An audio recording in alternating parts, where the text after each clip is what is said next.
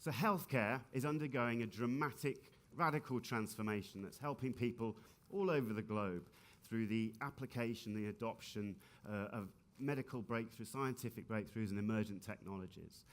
Okay, but at the beating heart of that transformation is an army. It's an army of passionate individuals who really care about improving the lives of those people around them. Okay. So we work in the creative agency at the forefront of healthcare communications.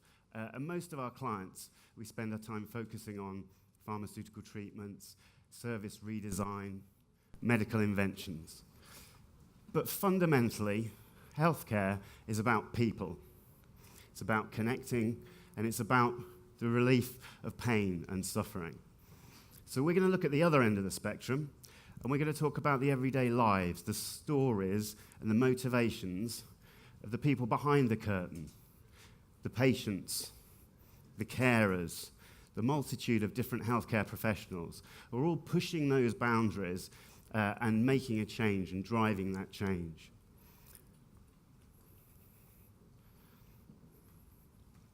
So last year we launched the Passion Project, okay? And it's a campaign to really highlight and bring those stories to life. It's to shine a light on those individuals that are making a difference every day. And there's 21 of them, okay? And it's just a snapshot and just gives you a flavor. And it includes a whole raft of people. Tom Lynch was a teenager. He was a world champion BMX cyclist. Years later, he became a paramedic. And he soon discovered that he could reach, stabilize, and assess medical emergencies far faster on a bicycle in a busy city than he ever could in an ambulance. He's redesigning the emergency services in Greater Manchester. Teresa Chin, she's an everyday nurse, digitally inexperienced, but very early on she saw the real benefit and opportunity for social media, and she created a network, and it was through her energy and her efforts that she's got some 65,000 nurses, all sharing, learning, supporting each other, sharing best practice, and in an environment where they can feel nurtured and grow. Mark Koska is an engineer, a self-confessed beach lover, so incensed and concerned about the rocketing rates of infections, particularly HIV, from dirty needles and reuse of instruments, that he's developed a disposable syringe. And I mean, it's conservatively been estimated this chap has saved the lives of 9 million individuals. And in the process, we learned that there was similar characteristics. Spending time with these people and listening to them, there was personality traits and characteristics that they all shared in common. So what we're going to do is we're going to look at some of those themes. We think they're very important when it comes to developing innovations and why and how people do it. Now, the first one is vulnerability that Matt's going to talk about, and it's the one that really brings them all together. It's a bit like the grit needed for a pearl. Some level of vulnerability or suffering is necessary to drive the best improvements in health service and health outcome innovations. Thank you, Vernon. I'm not sure whether I need a microphone now. Give it a go. Hello, that's much better. Right, the first person we're going to talk about, ladies and gentlemen, is a lady called Joanne Milne. Now, Joanne, at the age of 39, had been profoundly deaf all her life, and she was also suffering from a genetic condition called Usher syndrome, which basically means she'd go blind as well as being deaf. So she took the decision, because she wanted to maintain a good quality of life, to have a cochlear implant. Now, it was crucial for her because obviously being hard of hearing is hard enough, but losing your sight as well. Just for a minute, put your hands over your eyes and put your hands over your ears and just see what that's like. And we're talking about a young, vulnerable girl here. Now, her This when her cochlear implants were switched on, her mother filmed the actual switching on, and we're going to see now a brief video of her mother switching it on. This video went viral around the world. 10 million people have watched this video, and as a result of this, Joanne managed to maintain a dream of hers from a young childhood and go to Bangladesh and take 500 hearing aids and a BBC film crew, I might add, to film every single one of these hearing aids being switched on. Have we got the video of her switching on?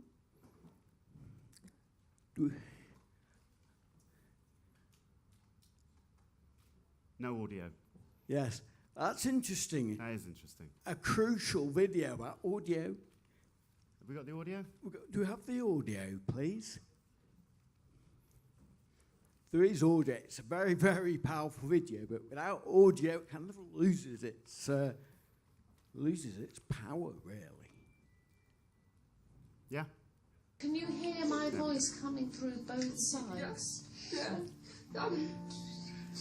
I'm very high. Very high. It will sound high-pitched at first. Your brain will readjust it for you. It won't always sound that way. You can see how upset Joanne is, or happy, actually. It's all right. It's a big, big, life-changing day today.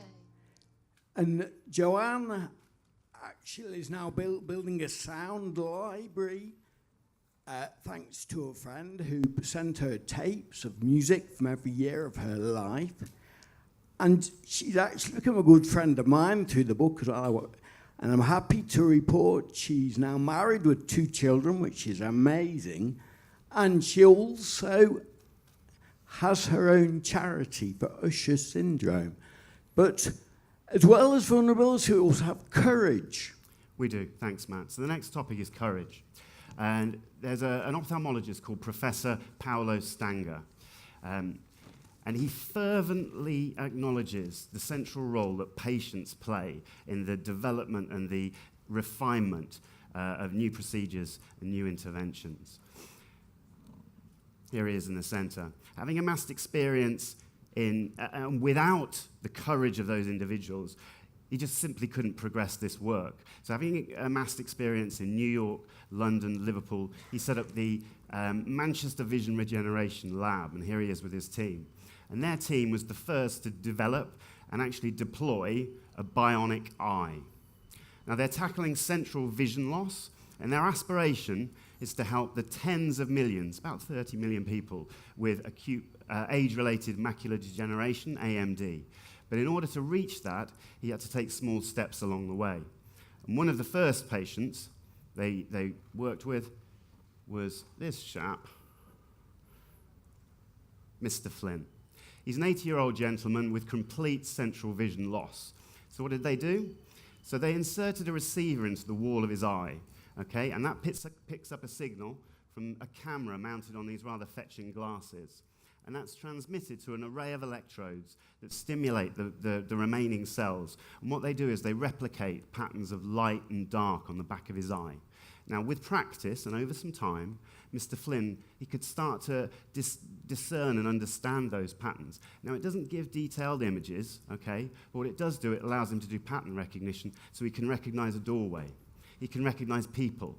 He can recognize vehicles and movement, which was fundamentally releasing for this chap who was quite isolated in this environment, okay? And Paolo talks very, very, very passionately about one Christmas, this is sometime after one of the other patients came back to see him, who described vividly the first time in 30 years that he'd seen fireworks. He'd seen the lights from the Christmas tree. And with a little bit of an audio cue here and there, he'd understood the patterns of his grandchildren running towards him.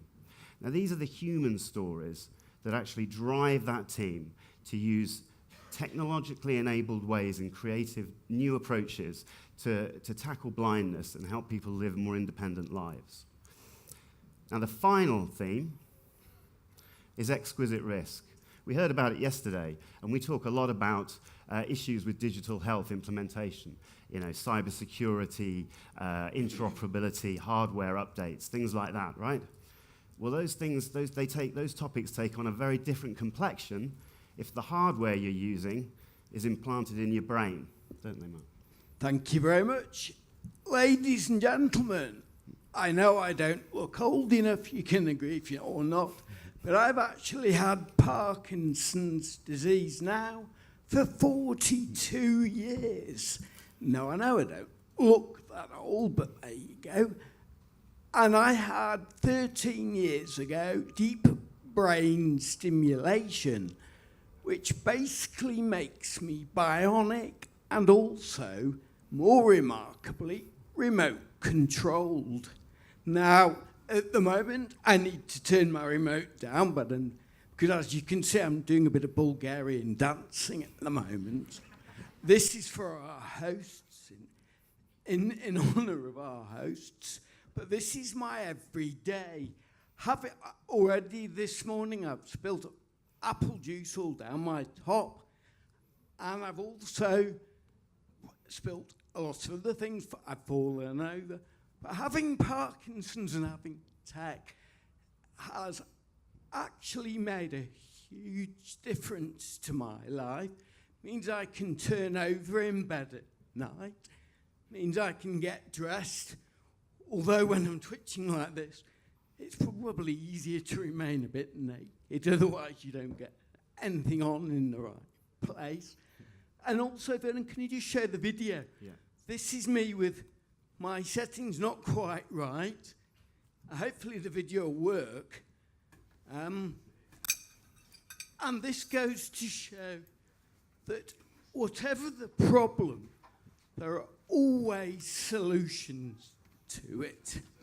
By that I mean, it's my body's way here of saying, don't eat noodles, they're bad for you, because I can't get any in my mouth. Slow process eating it. But there is another way of doing it as well. Yes. Excuse me while I wriggle off the chair. Hang on. Babe. But basically what that means is, if I come across this problem, if I try and eat like that, that has to be a solution to get food into my body. And that basically means that I either wait until my twitching or dyskinesias have calmed down, or I eat with my fingers, or the dog gets an extra meal. So what I can... Oh, sorry. No, it's okay. But basically what I'm trying to say is, if you come to a problem, there is always a way around it. You can, as I explain there, I've come across many people who I've spoken to and say, we have no time, we have no budget to do this. Now, if every time I fell over and didn't get up, I'd probably die. So if you think about that, that's why I always get up again, because there are always solutions to problems if you have the determination to try and solve them.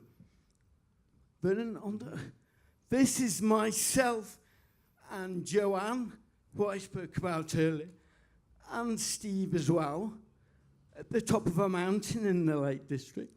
Steve actually challenged us both. Steve, holding the Healthcare Heroes book, is the first man ever to run the Everest Marathon with a pacemaker. He was 65 then. And basically, I think what we're trying to say is, with a bit of empathy, with a bit of vulnerability, with a bit of courage and a bit of exquisite risk, we can make a difference. And if as Matt Duran says, although our part's a small one, it is a very, very important one. Thank you. Thank you very much for listening to us.